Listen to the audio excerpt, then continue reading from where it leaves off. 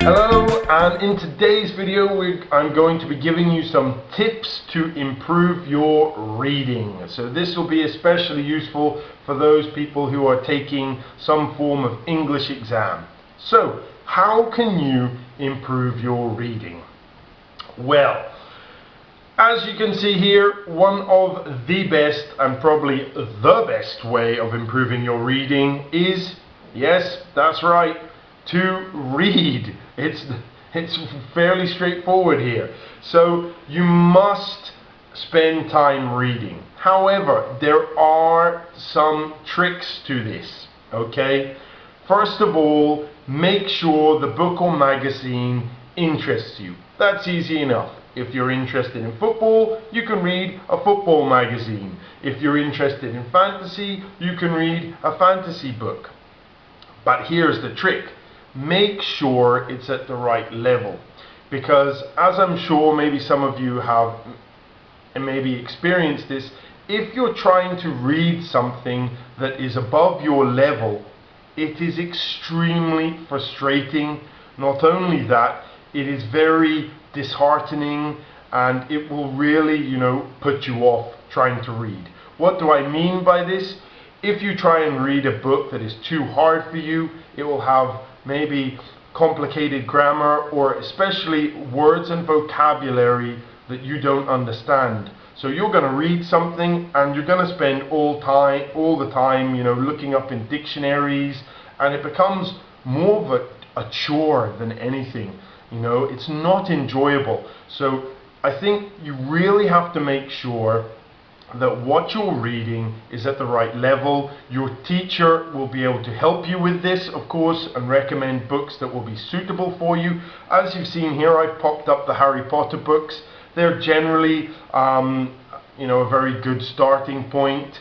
Also, if you're a young learner, or you have a young learner, there's National Geographic for kids, or special English magazines aimed at younger learners, or maybe lower levels. And for adults, Time magazine, which is more for like proficiency level learners. You're going to get current affairs, you're going to get important issues, and you're going to get some real meaty vocabulary. And remember, also when you're reading, a little and often. You don't have to spend like 1 or 2 hours reading. 20 minutes before you go to bed, or 20 minutes with your coffee. That's enough. A little and often. Do it regularly and you'll get there. So what else can you do? Now this is my personal favorite, of course, watching films with the subtitles on. I love watching films, and especially if they are European cinema or something like this, or maybe Chinese or Japanese films. I love watching them with the subtitles. It's far better than watching the film dubbed, in my opinion. But for those people who are actually learning English, this is actually a really useful way of improving your English, because let's face it, it's enjoyable. You'll probably learn lots and lots of expressions as well, especially if you're watching films from Hollywood. There'll be lots of slang and idioms and really funny expressions that you won't see otherwise. And as well as this, you get to hear, you're also practicing your listening skills as well. So not only are you doing your reading, but you're also boosting your listening, and you hear lots of accents. You'll hear English accents, American accents, Canadian accents, and this is also very important for your learning, or mainly listening skills here, but it's good for your reading too. Alright, so what else can you do? So read newspapers. Very similar obviously to reading books and reading magazines, but newspapers particularly are very, very good. Why are they so good? Well, let's face it, nowadays they're online, so you don't even have to buy a newspaper. Maybe you just need to subscribe, or you can just check out whatever you want online on your phone or on your tablet. The other good thing about newspapers is you can read exactly what you want. So if you're interested in sports, you go straight to the sports section. If you want to maybe learn some vocabulary words about weather, you'll go to where they have the weather forecast or prediction for the next couple of days. If you're interested in politics, you can read the political articles. So this is why newspapers are so useful. It covers, as I said here, a wide variety of topics. So there'll be something for everyone, that's for sure. Weather, current affairs, politics, as I touched on. So newspapers are very useful.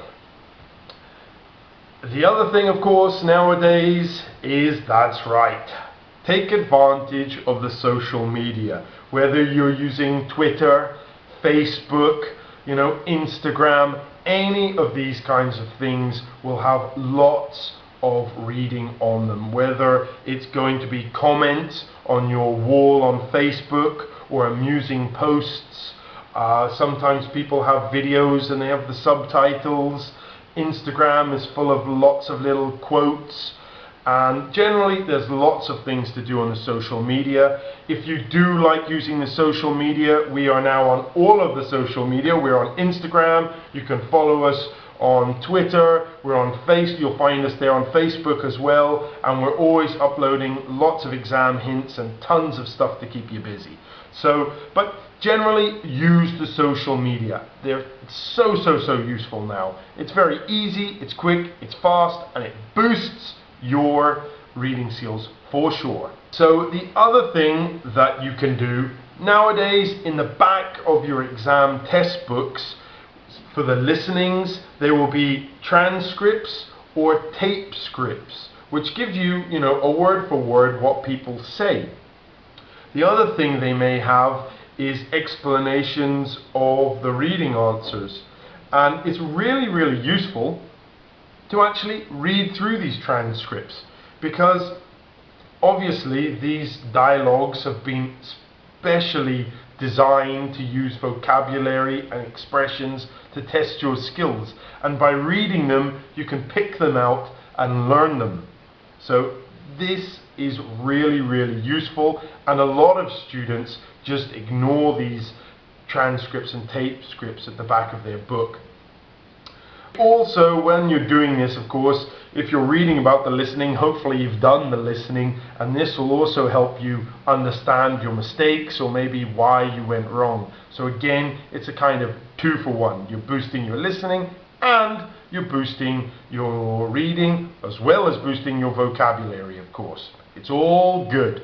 I hope this video has been useful. I hope you enjoy your reading. It's actually a very enjoyable activity as long as you're doing it in the right way.